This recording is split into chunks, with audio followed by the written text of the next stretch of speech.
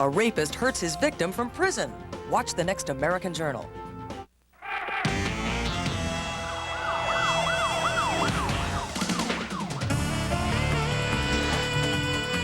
You can make a difference on this edition of Prime Suspect. He wanted to be a sheriff like his big brother, but he never imagined getting the job due to a death in the family. A young musician's future takes a wrong turn onto 2 lanes of terror. Help catch the maniac who fired the crippling shots. This woman thought she was safe in her own home until a stranger in her bedroom turned sweet dreams into a night of horror. This guy is not quit. He's gone someplace else. And the man who allegedly shot a cop eluded police until we showed you his picture. Now he's behind bars.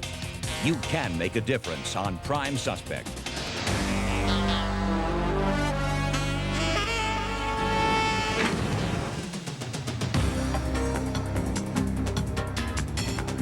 Hello, I'm Mike Hegedus, and this is Prime Suspect.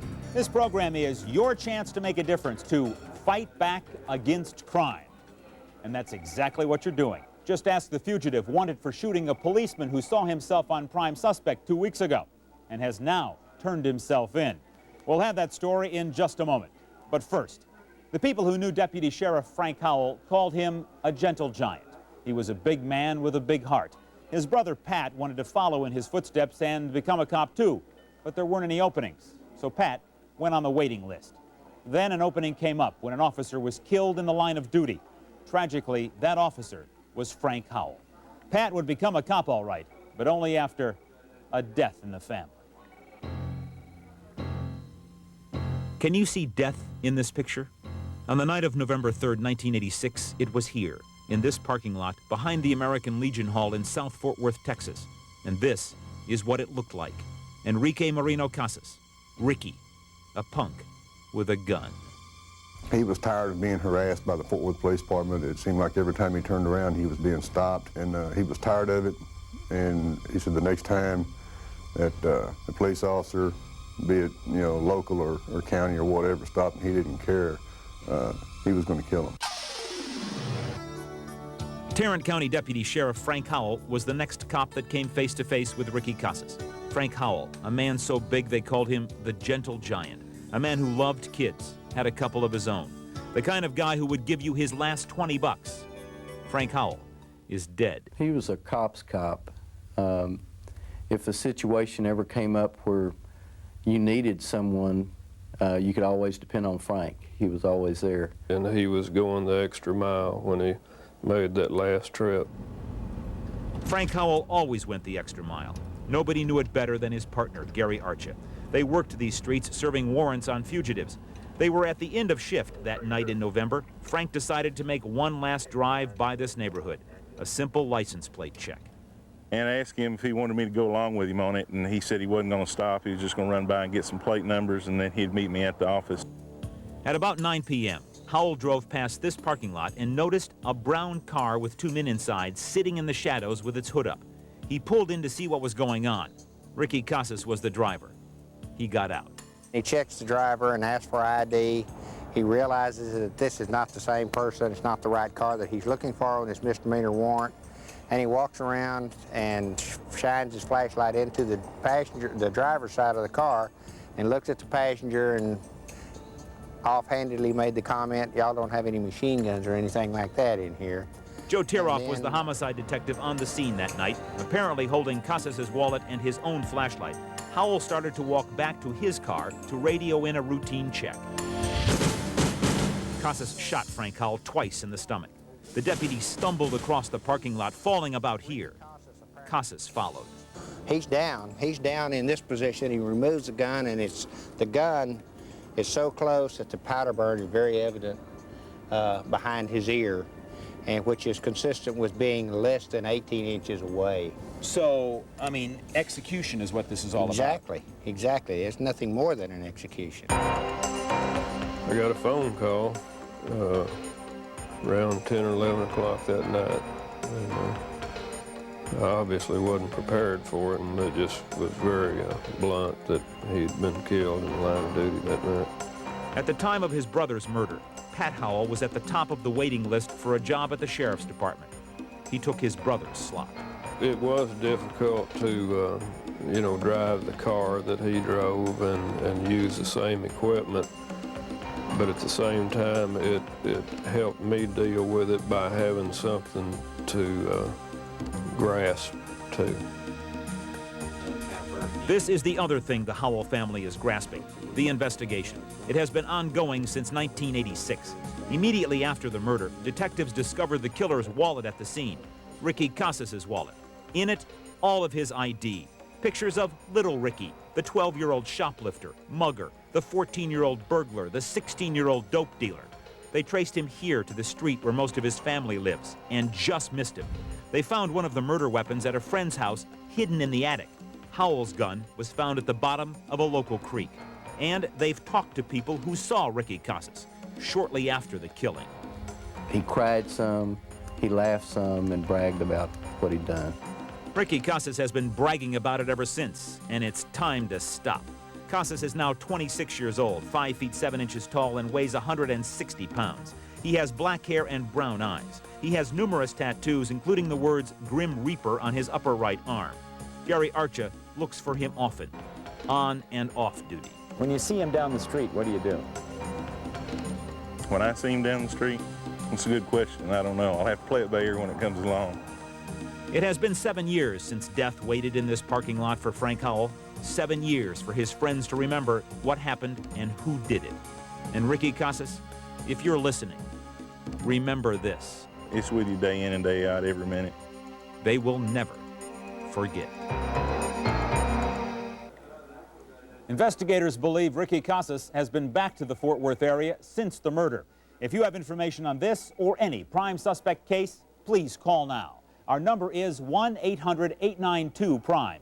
That's 1-800-892-7746. We'll repeat the number for you throughout this broadcast. Now the good news. Thanks to prime suspect Matthew Littletoon Little, wanted for shooting a Los Angeles police officer in April, is behind bars.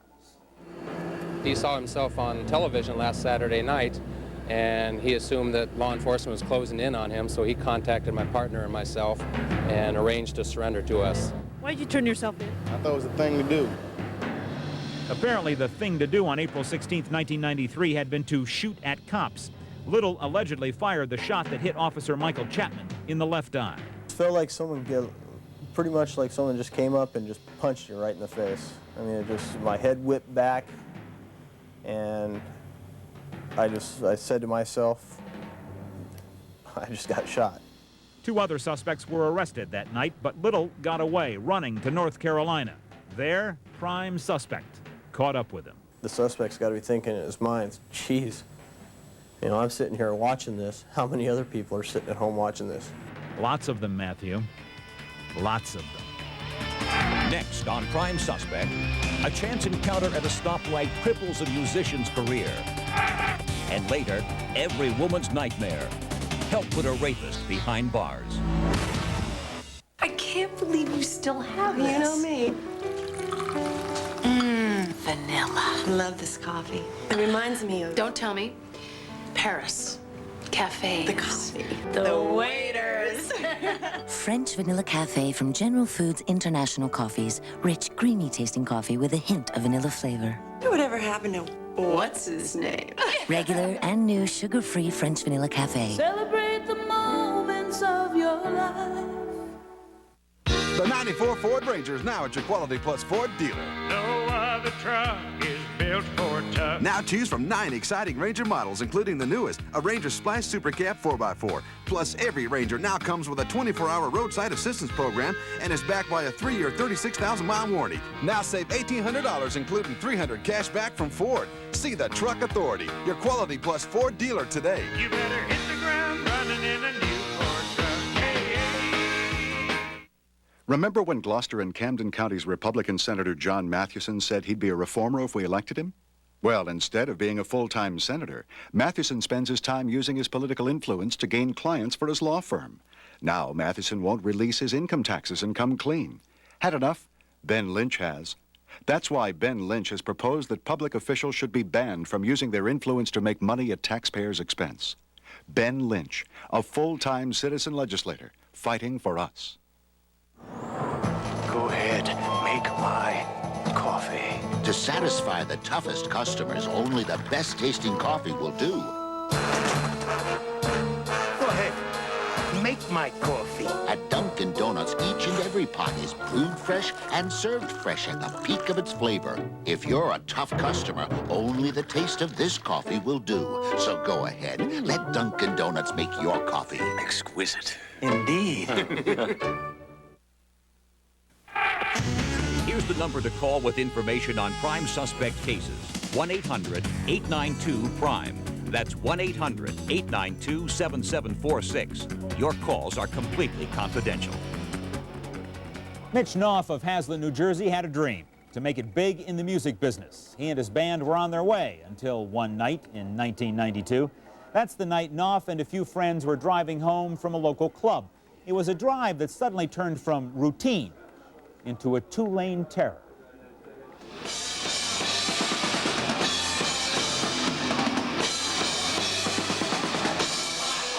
Legs were everything to me.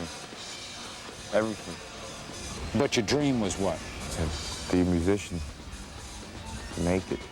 It was so close. Mitch Knopf lost the use of his legs on January 18, 1992. He was 23 years old.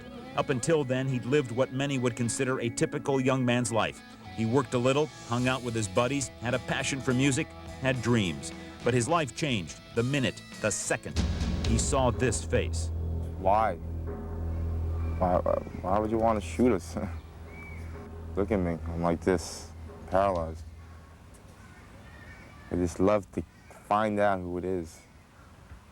Just a gunman.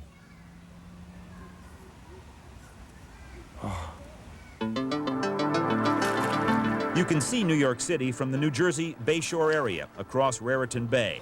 But life for the people that live in the townships and small cities over here, places like Hazlet, revolves around the community pool, wide front lawns, and quiet neighborhoods, not crime in the streets. At least it did, until 6 a.m. one Saturday morning in January. Nightclubs down here, they were traveling this way, and when they pulled up to this light here, the suspect's vehicle was pulled up in the fast lane. Detectives John Mullins and Mike Campbell are investigating the shooting of Mitch Knopf and two of his friends. It happened in this Hazlet intersection when Knopf stopped for the light. Another car with 4 men inside pulled up next to him. This was the face Mitch Knopf saw, sitting in the other car's passenger seat. I look over, I look back, I look over again. The guy's like, you know, what, you got an attitude? You know, I just sit there, and he gets out of the car, he starts hitting me. My window was rolled down. You're how far behind them at that point? 50, 75 feet. Steve Wilson drove up behind the two stopped cars. By this time, all the occupants were in the street fighting. He tried to stop it. I walk up to them. I was about from here to there, and I was going to start to break it up. I grab one kid and start pushing him away. Another one comes around from the car with a pipe in his hand, pipe, a stick, something long and thin. I said, I don't want to get involved with this. So I start backing away. But Knopf and friend Matt Nolan didn't back away. They finally gained the upper hand on their attackers, Nolan taking a lead pipe away from one of them, this one. And then... I remember slapping him in his face once, and then his buddy says to me, yo, he says, why don't you guys just get in your car and get out of here, he says, you don't know this guy. He said he's sick, he was in the military, he's got a gun, and he'll shoot you. I walked back in the car, light turned green, we took off. Next thing you know, boom, boom, boom, boom, boom, boom, boom, boom, boom. You can hear the bullets flying past you. But he's on this side, so he's shooting out this way. And then Digging out the window, whichever window he's in, that's the information we have from the victim. Inside the car, panic. Glasses everywhere. Nolan had been hit once, another friend twice. Mitch Knopf has been struck in the spine and loses control of the car. The victim in the back takes the steering wheel and crashes up against the barrier, and the car travels off up to the roadway there and up on the grass medium over there. There's a girl crying hysterically, waving us down, so we decide to pull over. Usually I wouldn't, but it looked serious, so we did. It was Don Ross, driving by on his way north to ski, that managed to get the three wounded men to the hospital. Nolan and the other friend recovered. Knopf hasn't walked since. To sit there in a bed, try and convince him, you know, it's still worth to live. But, you know, you deserve that. These 3 men are wanted for attempted murder.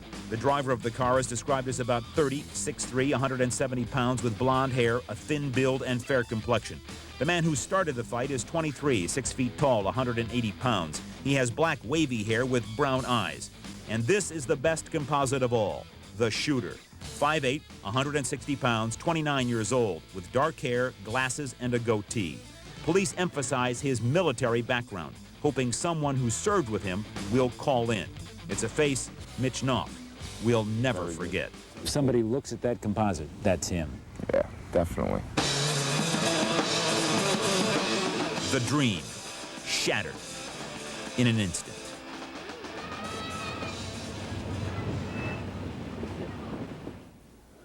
As in this case, often one of the most important tools detectives have to work with is a composite sketch.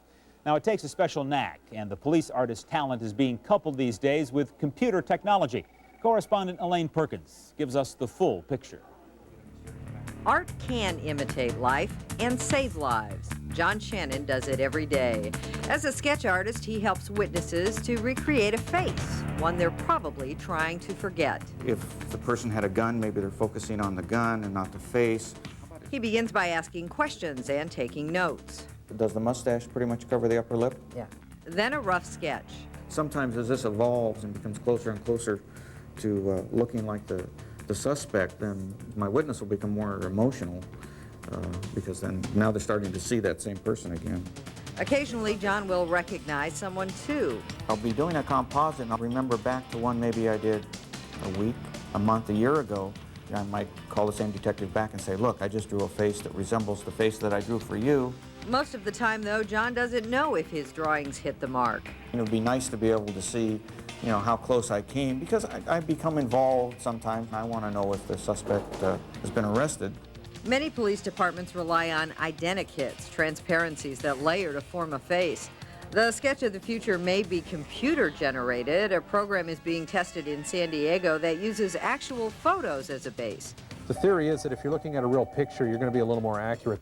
The better the likeness, the better the odds of turning a sketch into a mugshot.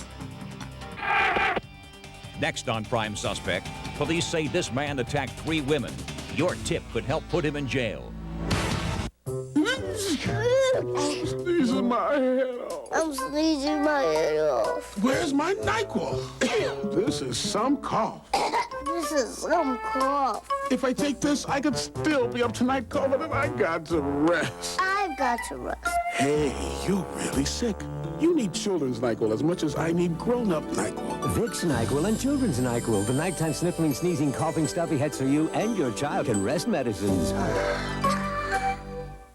Time to get up. Wake up to Folgers Decaffeinated. It's not just a great decaffeinated, it's a great coffee. With all the mountain-grown aroma and taste of regular Folgers. In fact, if you didn't know it was decaffeinated... Coffee? I was thinking maybe we should start drinking decaffeinated coffee. Decaffeinated? But how could a decaffeinated wake me up like this does? Best part of waking up. Even decaffeinated. It's Folgers in your... You've got a sore throat, a painful cough, a stuffy nose. Give them the trademarked vapor action of Hall's Mentholyptus cough tablets and feel better fast. Hall's Vapor Action, only in the halls of medicine. Are you happy with the way government is spending your money? Annette Deegan and Aletha Wright aren't. That's why they're running for Camden County Freeholder. They want to control government spending, cut the bureaucracy, reform welfare, and stop wasting taxpayers' money. And they want to make Camden County government provide the best services and quality of life of any county in the state. It's time to put citizens, not the politicians, in charge. Aletha Wright, Annette Deegan, Reform Democrats for Camden County Freeholder.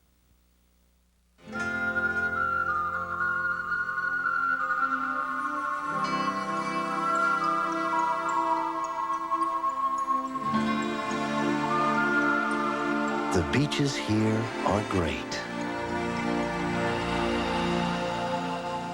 But the sandcastles are fantastic. Call today, 1-800-44-MEXICO.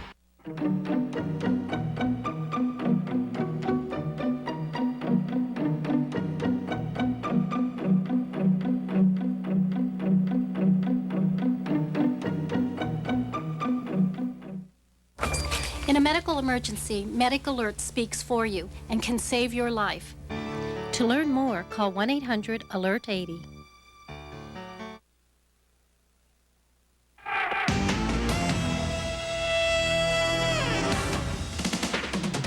Michelle Chapman will never forget the night she met David Wagner.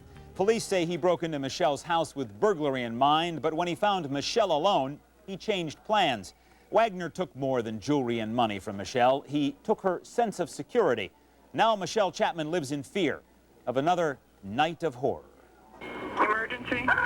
Someone has tried to rape me. Okay. I can remember the jewelry on the floor. I remember the coins on the floor in the dining room. I remember the jacket he wore. I remember the house coat and the carpet that were at the base of the bed that the police took. I remember the smell of alcohol and of grease on him. What color was the cotton jacket? I think it was dark. It was dark. I don't know what color. It was dark in here. It was a warm early morning in August of 1988, about 4 a.m. Michelle Chapman was asleep in her first-floor apartment in the Seattle suburb of Bellevue. I woke up hearing someone in my living room, in my dining room area, and jumped out of bed and yelled at the top of my lungs, "Where's my gun?" hoping that it would scare him away. Instead of running away, the burglar raced into the bedroom. As he came around the corner, Chapman threw a jewelry box at him. He deflected it and kept coming. Then he came straight towards me, and he grabbed me by the hair and wound up throwing me at the foot of the bed. This is the man Chapman says came into her house that morning, David Edwin Wagner, the man she struggled with for the next 10 minutes. I remember yelling a lot at him, "Just take whatever you want and get out," but that didn't seem to be what he was interested in.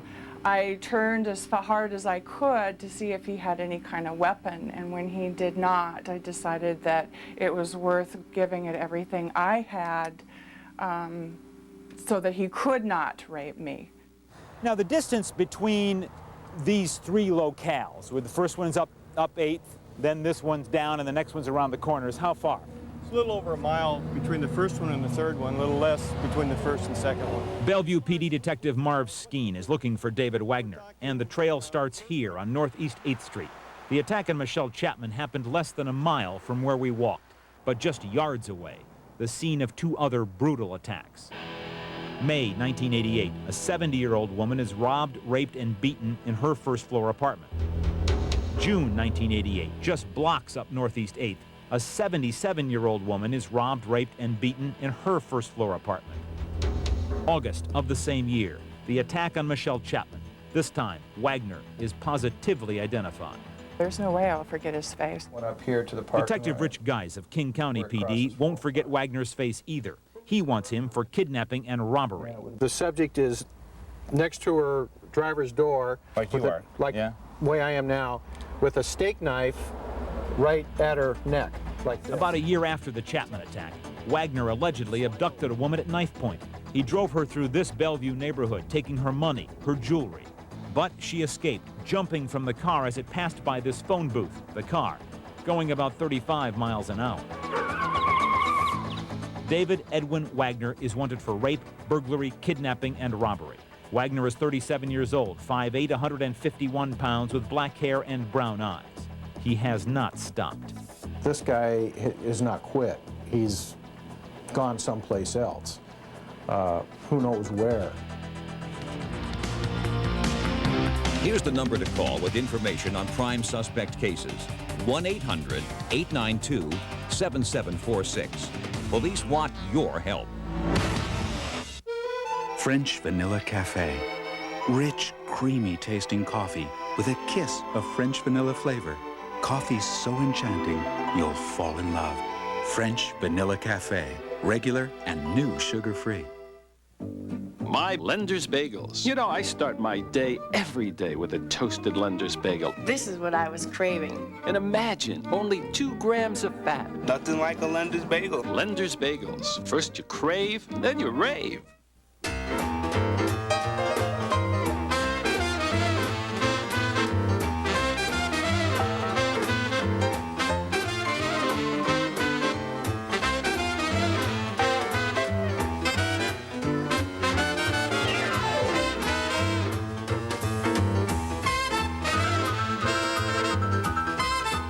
plus powerful grease releasers. Liquid cheer with advanced color guard. Grease goes, color stays. By the time Mom picks my books, I could read the whole cyclopedia. She's real choosy, but it's worth it. Mom's even that way with peanut butter. That's how she found Jif. She tasted our old one first. I was fading fast. Then she tried Jif. Then she said, Jif tastes more like fresh roasted peanuts. I said, Jif's a cool move, Mom. Being choosy's pretty neat. That's how you get good stuff. For more fresh roasted peanut taste, choosy moms choose Jif. You are witnessing the creation of a new cold medicine with 2 medicines for cough and chest congestion, 60 milligrams of the leading non-drowsy decongestant for stuffy nose, and for fever and sore throat, 500 milligrams of the leading pain reliever. Introducing Sudafed Cold and Cough Liquid Caps. Not even a prescription medicine can give you more kinds of non-drowsy cold symptom relief. New Sudafed Cold and Cough Liquid Caps. Boy, do I have a busy grandma. Sandra Schultz Newman, author, teacher, prosecutor, running against a career politician for the Commonwealth Court. I told you she was busy. Sandra Schultz Newman, the first woman ever to receive the Villanova Medallion Award, honored as one of the 100 greatest Drexel alumni, rated highest by the Pennsylvania Bar. By me too. You've got to vote on November 2nd.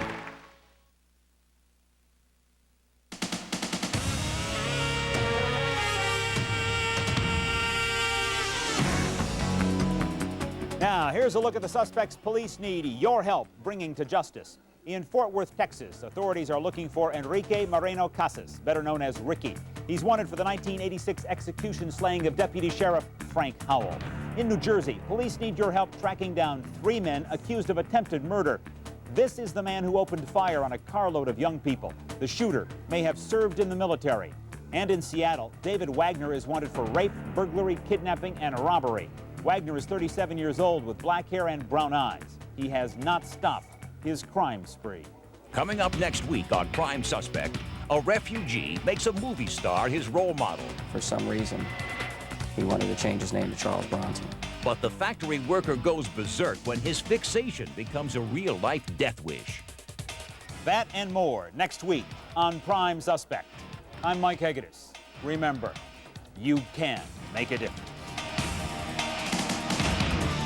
Promotional consideration provided by Chevrolet. The new Chevy Camaro Z28 has 275 horses, a standard 6-speed stick, and anti-lock brakes from Chevrolet.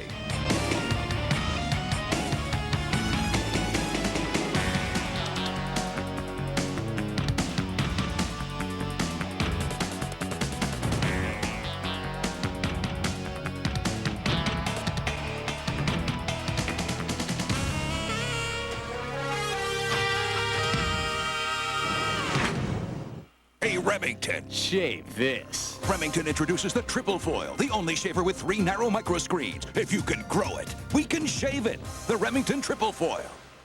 Here's the perfect gift, a bread machine. Fresh baked bread, just like your mom made with Fleischmann's yeast. Fleischmann's yeast, America's favorite.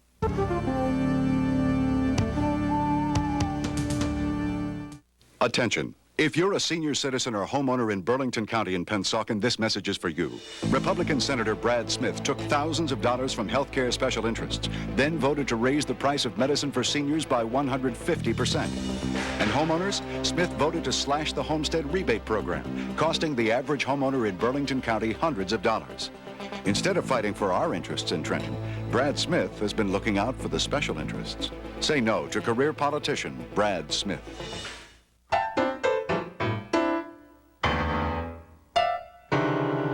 Lipton introduces teas so relaxing, we call them Lipton Soothing Moments.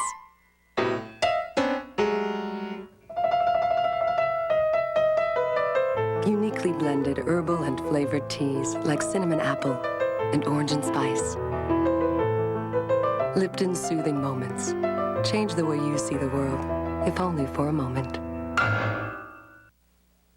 How a convicted rapist keeps hurting his victim from prison. Watch the next American Journal. Monday at 7:30.